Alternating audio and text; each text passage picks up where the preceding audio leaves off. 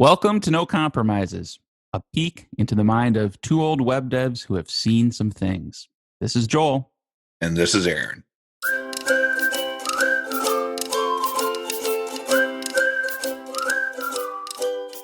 Aaron, I've been meaning to talk to you that your productivity output hasn't been where I need it. And so I'm going to ask you to improve that. And I thought today's topic could be about how you might do that. Yeah, you're right. I keep getting distracted by all of my emails and Twitter and Bookface Books. and my location and Five Square and all these different things that people use. Why don't you say five Pentagon? Anyway, I don't know. so we joke. Oh, What? wow. I'm sorry. I don't want to get off track, but is it called Foursquare because there's four sides to a square? I'm guessing. I don't know. There's a game called Foursquare too, but is the game called that Oh, for anyway. deep thoughts so early in the day? This is a joke because Aaron is one of the few humans I know that has like laser focus when he's working. But if you're a normal person like me, you might relate to sometimes the pull right of distraction when you have tasks laid out, you know what you want to do, and sometimes you don't get to them. And so I thought we might talk through a couple things that I personally have dealt with in the past, and some things I'm still working on because I don't think I'm alone in this. Sure.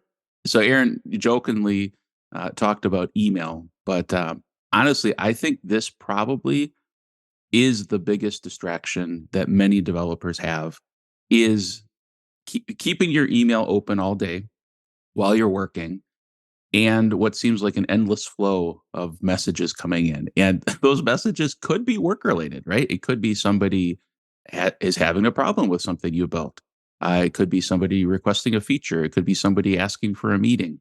Or it could be like, hey, there's a sale on this course that you were on the wait list for. And now you just you go down a rabbit hole of like reading the landing page and all the stuff that happens. So first of all, Eric, just come on. Has this ever happened to you where an email's come in and it kind of derailed you from the task you were working on? Well, that's not a fair question because has it ever? Yeah, of course. Okay, good. That's all I need here. No further Oh, okay. clarification. But so hopefully this is resonating for some people. And I think it's the biggest trap because like we use email for communication. There's other tools, but email is still pretty entrenched in a lot of organizations. And certainly, for us working with clients, it's the main way we interact.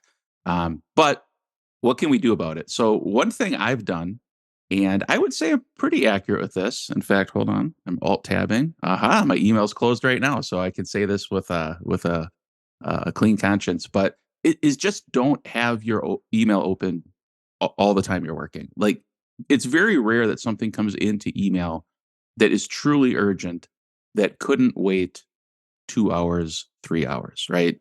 I mean, um, that's been my experience. And so just by not having it open, you don't see the messages coming in, and you're not tempted to read them or reply to them or get off track.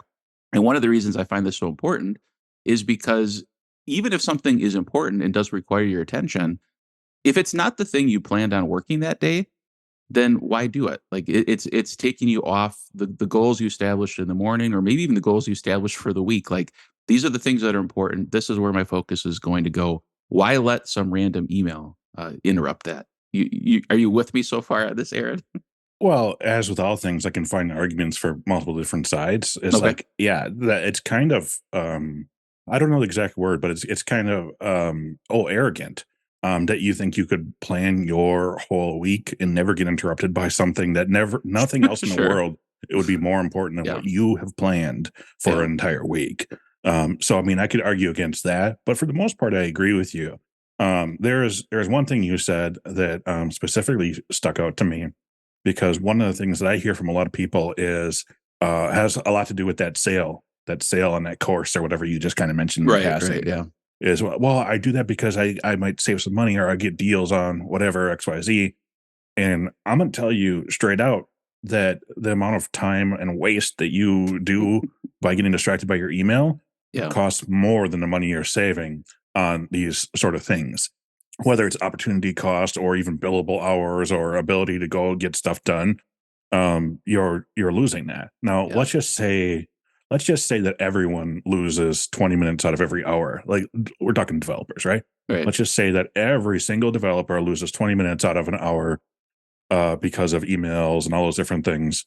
Well, if you don't do that, I mean, this is evil. The man would want you to work then for the 60 hours. But I'm saying if you Mhm. don't get those 20 minutes lost or whatever on that email, you can spend 20 minutes reading something that makes you better at your job so you can get more efficient. You can spend 20 minutes just relaxing. You can do even what I do. So people say, well, you have laser focus. But about once an hour, I go and lay on my couch for about 3 to 4 minutes.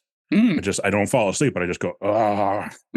And then I come back to work and I work, gangbusters again. Yeah. So there is cost to saving money Right. is what I'm saying too. Yeah, and that's even assuming that 30% launch discount is actually ever gonna go away and isn't just like the normal price of the course, yeah. Yeah. And then you'll actually do the course too, Right, because who right, out yeah. there has bought courses and books and not used Mm. them? So no, People I, do I that? complete Oh. I completely agree with you when you say that you should have your email closed. Yeah. And I think it has a lot to do with expectation settings. Mhm. And also, it's not that weird. A lot of times would it be weird if I did it, everyone else did it. No, it's just everyone follows what someone was strong enough, quote, to Yeah. set up as a precedence in your organization, whatever you're in. And that's what people do. So, it's not weird to be like, oh, if someone emails you an emergency or whatever, like an hour before something and you didn't see the email or whatever, Yeah. it's not weird or bad to say, oh, I check my email twice a day. I didn't see that. If you want to get a hold of me for emergency, there's more real time sorts of communication tools.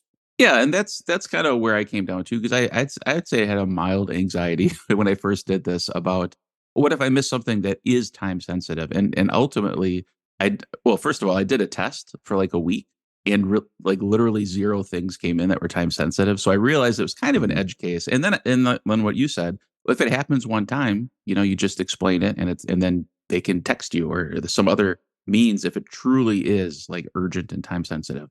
But, Yeah. just to push back a little bit, so or to clarify something, you mentioned, like, that maybe, like, a mild form of arrogance for planning, and I get what you're saying, like, it's not all about, like, "Here's what I want to do." Like, if you're working on a team or you're working in a collaborative environment with clients, you have to give and take. But Mhm. what I find is that sometimes it's actually unfair. Like, so for us, we work with a variety of clients. Sometimes projects overlap, but generally you have commitments and you say, I'm going to get this done this week or this month. And it requires a certain amount of focus to follow through and deliver that. Now, if some other client, one you haven't made a commitment to, asks you a question or even points out something like, hey, this doesn't look right. Is this a bug? Like the instinct to help them, which I have, is actually helping you or pushing you away from finishing the commitment you already made. So it's more about Yeah. That client wouldn't want you to do that to them if you're no. working on their stuff. Absolutely not. Right. And so that was one thing. And the other thing too, I anytime I talk about productivity, like the end goal isn't to be some robot that cranks out code and like, Mhm.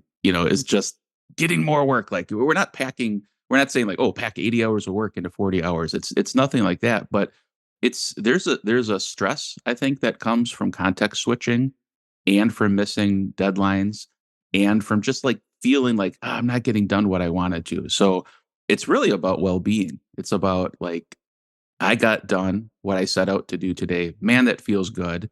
And it builds my client relationships and it like enables me to do other things in the future. So part of this for me, and maybe this is a segue to another topic, is when you do plan out the day or the week, try not to do too much, right? Like I'd rather say, and you're laughing because I still struggle with this. I do. But like the days where I say, "Hey, I'm gonna get this one thing done," and then I end up getting 2 done, it feels way better than, "I'm gonna get 3 things done. I only got 2 done." Like, you got the You same only amount got of one work done. done. What's that? You only Or got one 1. done. Or Yeah. 1, yeah. Or I got 2 done, but then Aaron, like, rejected 1 and it's, like, made me change all sorts of stuff in my pull request. But, it's kind of a little bit of an aside, and I think we've talked about this in the past because I really enjoyed your reaction as I was saying that, where you're like, "Joel, come on, you do this all the time," and I do, but, that is part of it, and it kinda goes along with that idea of not this isn't about productivity for the sake of, like, just getting as much stuff done as possible. I don't want this to be an excuse for people not to take advice from people that may be doing this for a while, but we Okay. all are different. Yeah. So there are different things. So the point of all this is just to kind of challenge maybe some of the assumptions that you have about how you're doing your day-to-day to work and see if you might change it a different way that actually works better for you. Now, there's really rare amount of people, and when I say rare, I mean you're not one of them. Um, unless you really know you are, that can actually context switch and multitask. Oh, yeah. Most people think they can, but Yeah. but they can't. So Right. it's perfectly fine to admit that you can't. And it's perfectly fine to do different things. It's, you know, one of the jokes that Joel always says like, oh, Aaron has laser focus. And you know, growing up and early in my career too, I would, you know, when we started out this topic, I just said like, well, just work then. Mhm. Like, don't get distracted by email, just work. But I've found over the years that I'm not better or worse than anyone else. I just happen to be really good at focusing. I'm not great at having conversations on Twitter. Like, and that's the thing that maybe Joel is, you know, so he has more outreach for us. Whereas I'm just like, I don't understand how to talk to humans or whatever is wrong with me, right? Okay. You know, there are different types of people, but this is all about just kind of pushing yourself to Yeah. understand that what you're doing probably could be better for you. And here are things that work for most people. Yeah, that's always a good disclaimer to put with any advice of this sort. One more thing I just want to throw out that I've seen and I've experienced to a certain degree as a distraction is social media. Because you mentioned Twitter in passing, Mhm. and for whatever reason, I still find some level of enjoyment and value from Twitter. But this one can't like there are forms of social media. Like if you're just posting memes or you're joking around or whatever, like or just scrolling endlessly, like clearly that's a distraction from your work. But for us, you know, we've obtained or made some relationships, met new clients on social media, right? So Mhm. it's sort of like email where there's this business justification or this even a productivity justification like well this is actually part of my work. All right, fine, I concede that it is too. We'll promote this podcast on Twitter, you know, we'll announce our next book or course or whatever on Twitter, and that's fine.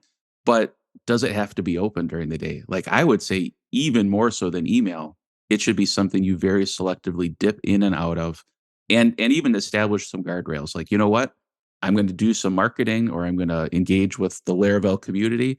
I'm going to do it for 30 minutes and like actually hold it to that and do it maybe at the end of the day, not in the middle of a task. Or sometimes I'll even do little things like this when I'm in between calls, right? So if we're recording the podcast and I know when we're finished, I have another call in 15 minutes, like I'm not going to open up PHP Storm and dive into a deep feature, but maybe that's the time to block 15 minutes on social Yeah, media. you might time block it or time cube it or whatever. Yeah. Time cube. Yep, exactly.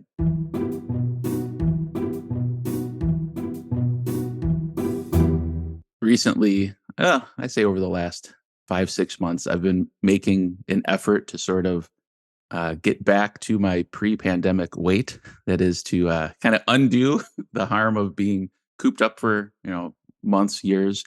And so one thing, of course, like you pay attention to what you're eating, Mhm. and you know how every food has those nutrition labels on it, right? And so you look at that.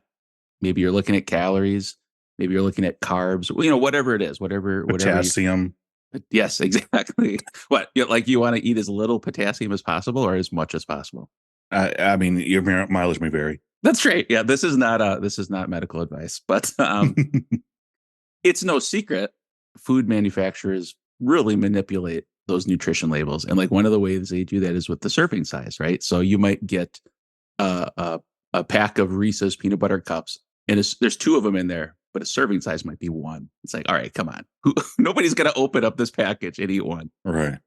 Where I found one recently that really had my head scratching because first of all, it's not an unhealthy food, and it was just such a preposterous serving size. It was one of those giant pickles that's like in a bag. You know what I'm Oh yeah, talking yeah, about? yeah. Okay. So calories, if I remember right, calories was like 5, right? There's no fat. There's nothing like bad It's a in it. Like pickle. most people on any sort of diet can eat a pickle. Like maybe if you're watching sodium, that might be the thing. Mhm. But what do you think the serving size was like for a pickle in a bag, Aaron? How many I'm gonna servings were say, in that bag? I'm gonna say 2. There were 5. It said 5 What? servings. And The thing that cracked, so I was sitting at lunch with my family opening this up. I said, I guess we have to pass the pickle around because there's 5 servings. But I'm just, and then my son is like, Dad, it's not even a resealable bag. Like, how would you eat one serving and then not like just like have all the juice fall out? Like, so that was Well, probably one of the more preposterous ones. did that pickle say it was family size?